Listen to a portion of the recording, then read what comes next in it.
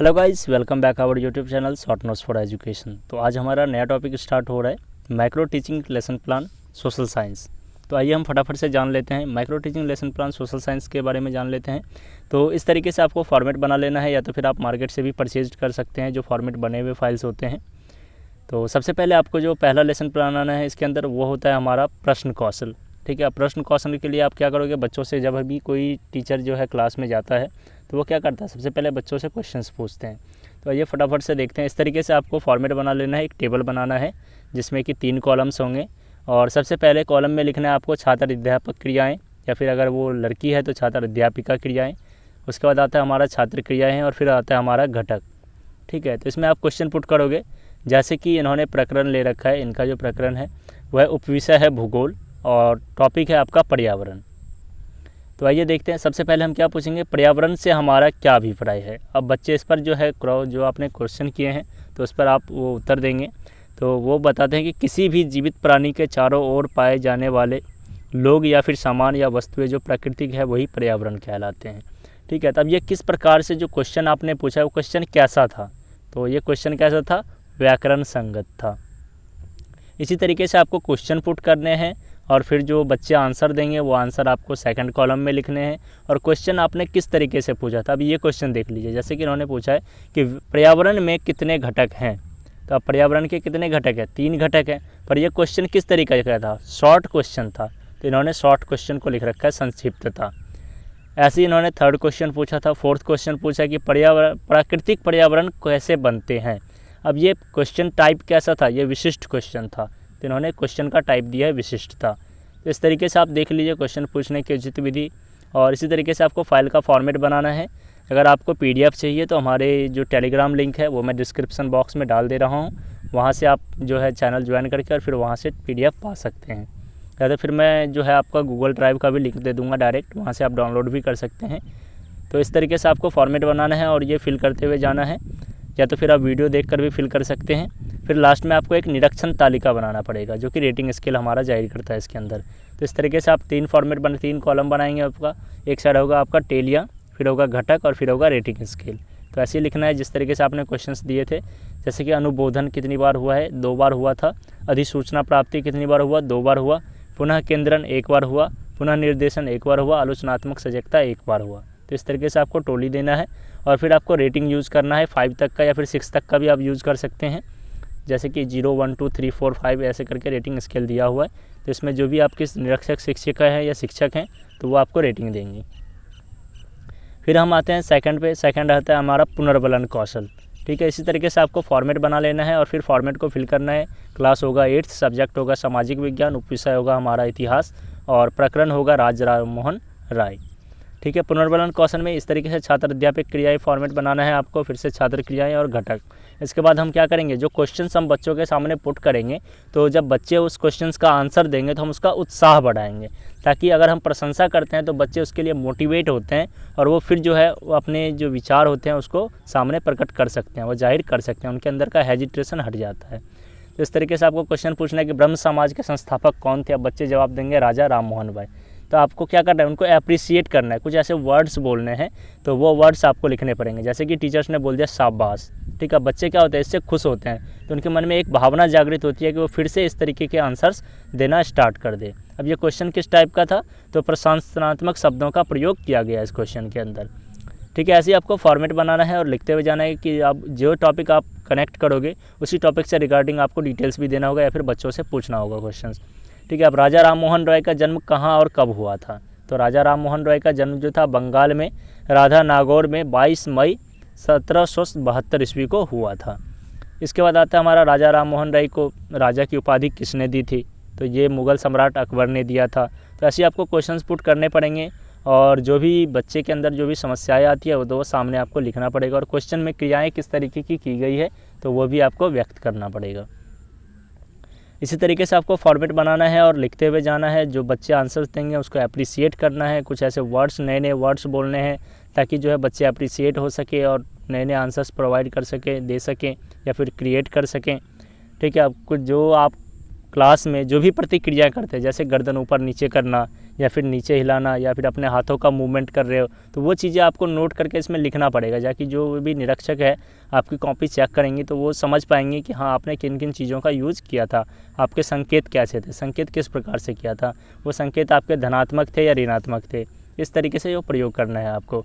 ठीक है, और इस तरीके से आपको लास्ट में निरीक्षण तालिका बनाना है, जैसे कि इसमें टेलियाँ, घटक और रेटिंग स्केल यूज़ करना है। ठीक है, जब आप 5 तक का रेटिंग भी यूज़ कर सकते हैं जैसे कि मैंने बोला था, और 6 तक का भी रेटिंग यूज़ कर सकते हैं। इस तरीके से आपको रेटिंग स्केल बना लेना है। फिर आते हैं हम, थर्ड होता है हमारा प्रस्तावना कौशल, पाठ प्रस्तावना कौशल। अब किसी भी विषय को पढ़ने से पहले हम उसके प्रस्तावना को पढ़ते हैं। तो हमारा क्लास होगा 6, सब्जेक्ट होगा सामाजिक विज्ञान, उप विषय होगा इतिहास और प्रकरण होगा पाठ प्रस्तावना, हरित क्रांति का पाठ योजना। ठीक है, अगर आप ये डिटेल्स फिल करना जानना चाहते हैं तो हमारे हिंदी का माइक्रो टीचिंग लेसन प्लान ज़रूर देखें, वो भी वीडियो आपको डिस्क्रिप्शन बॉक्स में मिल जाएगा। तो उसमें मैंने इसका पूरा कंप्लीट डिस्कशन किया हुआ है कि किस तरीके से आपको ये फाइल बनाने हैं और या फिर इसमें डिटेल्स किस तरीके से फिल करना है। तो ये पाठ प्रस्तावना कौशल जान लेते हैं। इस तरीके से आपको क्वेश्चन पुट करना है बच्चों के सामने। इसमें 2 ही प्रतिक्रिया होती है, छात्र प्रतिक्रियाएँ और छात्र अध्यापक प्रतिक्रियाएँ। ठीक है, तो अब जब छात्र क्लास में जाती हैं तो बोलते हैं बच्चों आप हर रोज़ अपनी भूख शांत करने के लिए किन चीज़ों का प्रयोग करते हैं। तो बच्चे आंसर देंगे कि भोजन या फिर खाना पीना खाते हैं। तो ये क्या हुआ, बच्चों के पूर्व ज्ञान परिकल्पना करते हैं। इससे हम देखते हैं कि बच्चों को पहले से क्या क्या चीज़ें ऐसी है जो जानकारी उपलब्ध है बच्चों के अंदर। तो इसी तरीके से आप देखेंगे कि भोजन में क्या क्या खाते हैं। तो बच्चे क्या बोलते हैं, रोटी, चावल, दाल, फल, सब्जियाँ आदि। तो ये क्या हुआ, पूर्व अनुभवों का प्रयोग किया गया। बच्चों ने पूर्व अनुभव बताया अपना कि वो किन किन चीज़ों का प्रयोग करते हैं। और फिर थर्ड क्वेश्चन हम पुट करेंगे कि क्या हमारे देश में उत्पन्न फसलों से ही हमारे देश के लोगों का भरण पोषण हो जाता है। तो छात्र ने उत्तर दिया नहीं मैडम, फसलों का काम उत्पन्न होता है। तो अब जो बच्चे, जो भी टीचर्स है वो क्या करेंगे, अब बच्चों को अप्रिशिएट करेंगे क्योंकि बच्चों ने सही जवाब दिया तो टीचर ने यूज़ किया शाबाश। ठीक है, उसके बाद फिर उन्होंने दोबारा क्वेश्चन पुट किया। इस तरीके से हमें क्रमबद्धता लेकर जाना है ताकि जो है क्वेश्चंस को हम सीरीज वाइज ले चले, सीक्वेंस में ले चले, ताकि बच्चे उससे सीख पाएँ।